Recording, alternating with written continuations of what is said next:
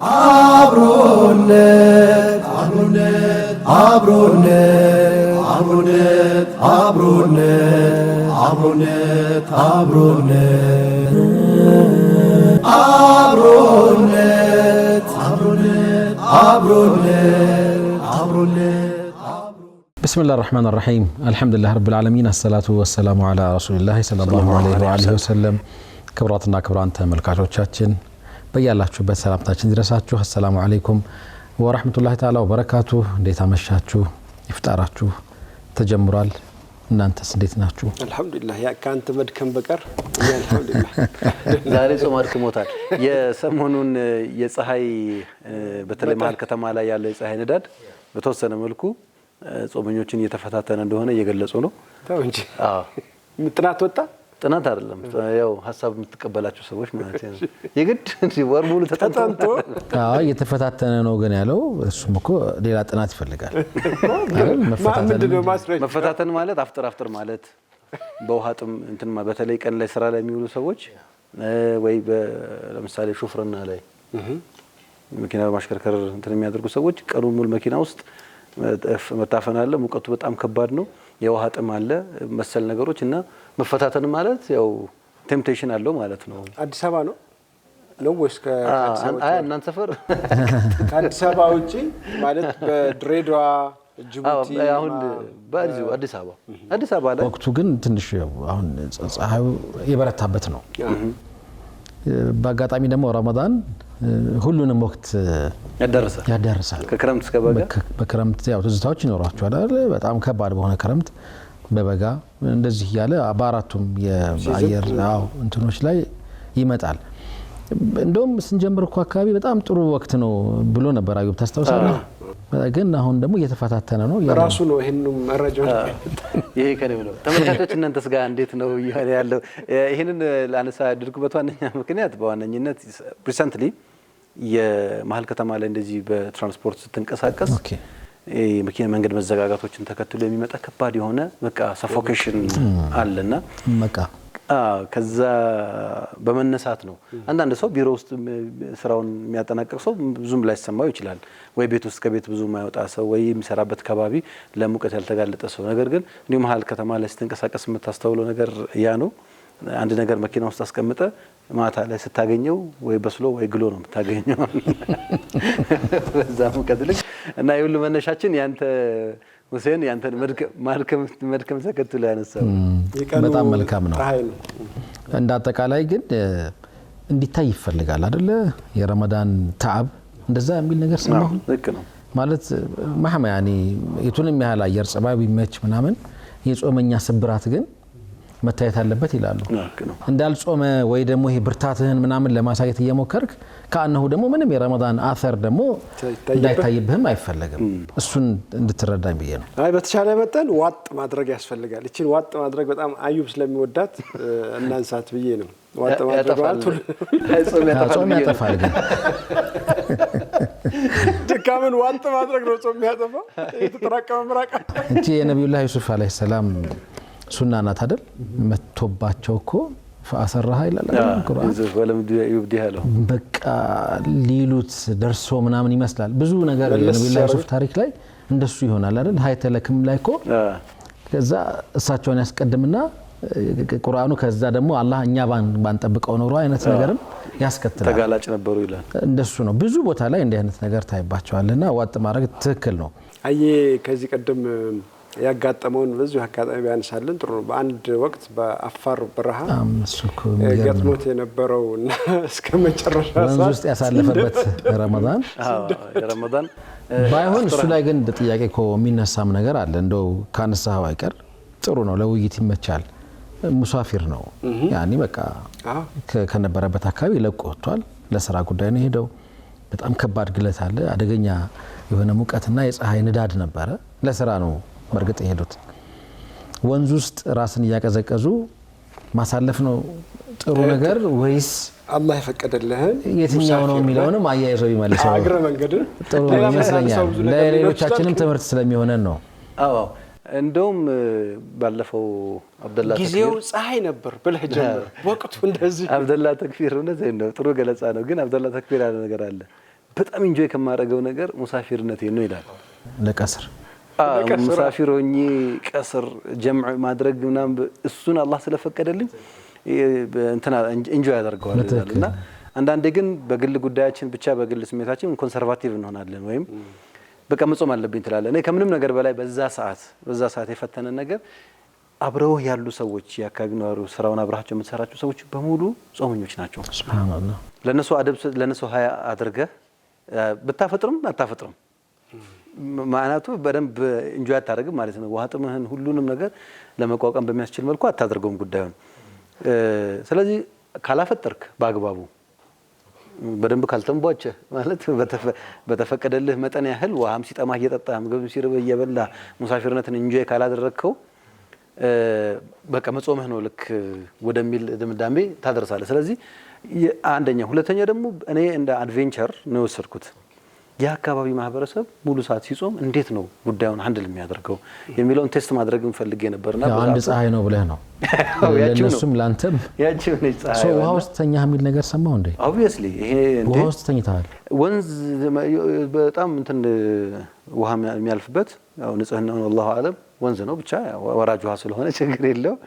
ግን ምንም አማራጭ የለም። የአካባቢ ሰው እንዴት ነው የሚያሳልፈው የሚለውን ለመጠየቅ ሞክሬ ነበር። አልፎ አልፎ እንደዚህ ነገር ሲኖርባቸው ምንድነው የሚያደርጉት? ወንዙ ዳርና ዳር አሸዋ ነው። ያው ትልቅ ወንዝ ነው። ውሃ በሰፊ መጣና በቃ ሲያልቅ ትንሽዬ ትቀራለች። የተቀረው ቦታ በጣም ሰፊ ቦታ ግን አሸዋ የተሞላ ነው። ስለዚህ ምን ያደርጋሉ? አሸዋውን ቆፈር ያደርጋሉ። ልክ እንደመስኖ እርጥበት አለው ይቀዱለትና እንትን ያደርጋሉ። የዛች ቦታ ትጠራቀማለች። እዛ ላይ ሄደው ይቀመጣሉ። ለእንስሶቻቸው ለፍየሎቻቸው ለምናምን ደግሞ መሬት ላይ ይደፉላቸዋል። እነሱ ደግሞ እዛ ላይ ሄደው ይቀመጣሉ። ጥላውን እንትን ለማድረግ ቦታው በቃ በዛ መጠን ስለሆነ ማለት ነው። እኔ ግን እንደዛ ለመቆፈርም ጊዜ አላገኘሁም። ይሄንንም ቴክኒክ አላውቅም።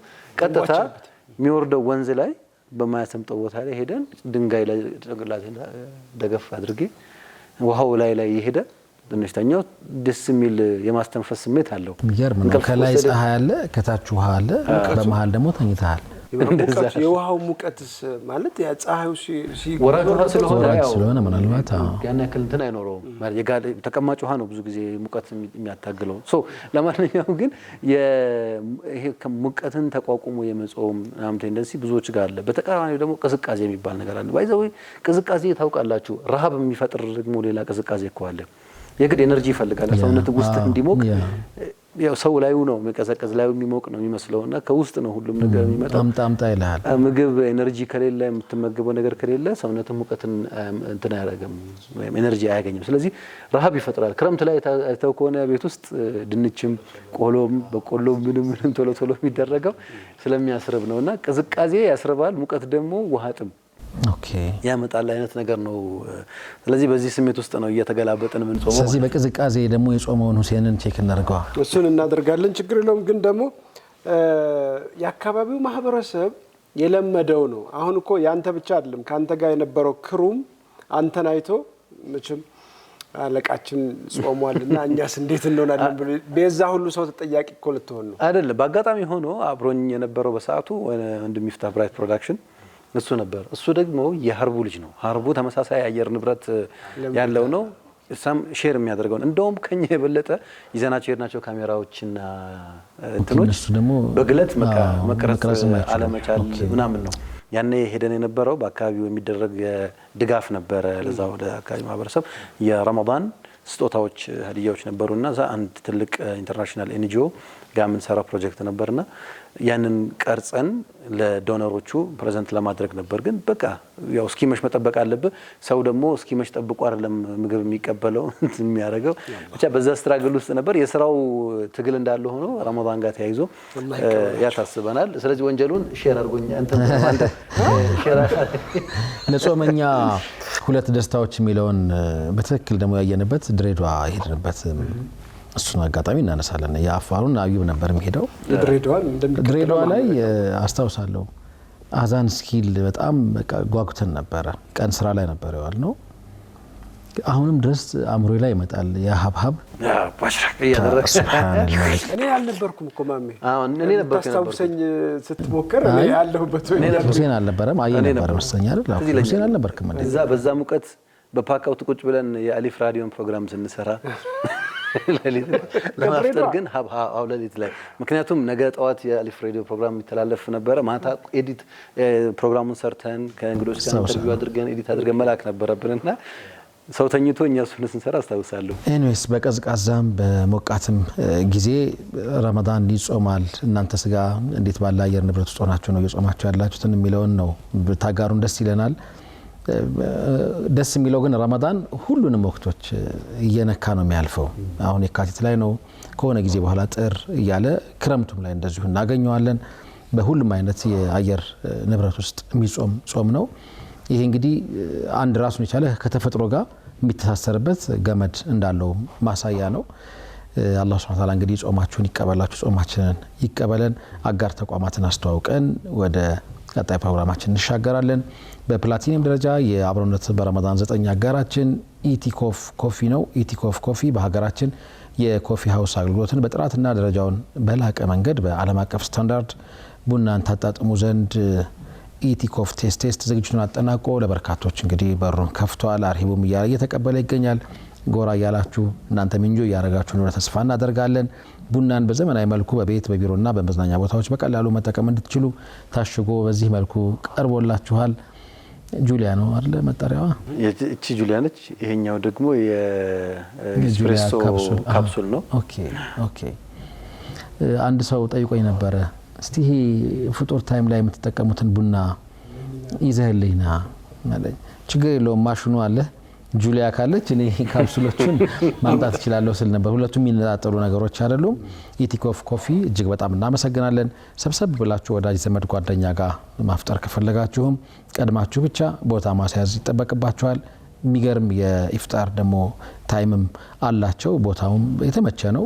ለሰላትም ብትፈልጉ አመቺ ቦታ አላቸው። አድራሻቸው ፒያሳ ሪበከንቱ ባሻ ወልዴ ኮንዶሚኒየም ወይም ደግሞ ወደ ቤተ መንግስት ስትሄዱ በርጌስ ክሊኒክ ፊት ለፊት ይገኛል። የድሮኛ ሰፈር ማለት ነው። አዎ የበቀልንበት ሰፈር ነው። ሪበከንቱ አሁን ሪለቡና እያልነው ነው። ኢቲኮፍ ኮፊ የፕላቲኒየም ደረጃ አጋራችን ስለሆነ እናመሰግናለን።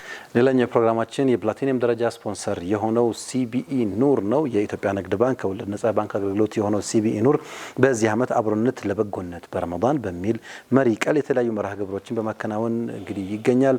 በተለያዩ ከተሞች ኢፍጣር ፕሮግራሞችን በማዘጋጀት የማዕድ ማጋራት እንደዚሁም በሲቢኢ ኑር የሰደቃ እና የደንበኞች ቤት ለቤት ዚያራም እያደረገ ይገኛል። ከዚህም በተጨማሪ ባለፈው እንግዲህ አከናውኖት የነበረው ዘካን አስመልክቶ በኢትዮጵያ ንግድ ባንክ አዲሱ ዋና መስሪያ ቤት ላይ የውይይት ፕሮግራም አዘጋጅቶ ሰዎች ስለ ዘካ መረጃ እንዲኖራቸውና ዘካ ምንድነው የሚለውን እንዲያውቁ ወይም ደግሞ እንዴት መከናወን አለበት የሚለው መረጃ እንዲኖራቸው አድርጓል።